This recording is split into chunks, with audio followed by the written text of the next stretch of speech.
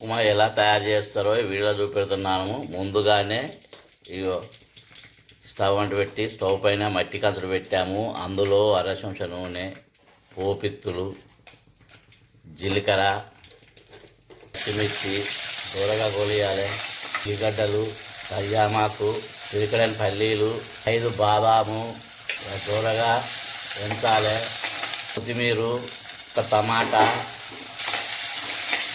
తగినంత ఉప్పు, అరసంచడు ఇంగు, ఇక్కడంత పసుపు ఇలా కలపాలి. 2:30 నీళ్ళు బాగా మసలనివ్వాలి. ఇప్పుడు నీళ్లు మరుగుతున్నాయి. అందులో ఇప్పుడు ముందుగాలే ఎంచి రెడీ పెట్టుకున్న రవ్వను పోసుకోవాలి. గడ్డలు కట్టకుండా కలుపుతూ ఉండాలి, పోసుకుంటూ ఇలా కలుపుతూ ఉండాలి గడ్డలు కట్టకుండా. ఇప్పుడు ఉప్మా రెడీ అయింది. స్టవ్ ఆఫ్ చేయాలి, దించుకోవాలి.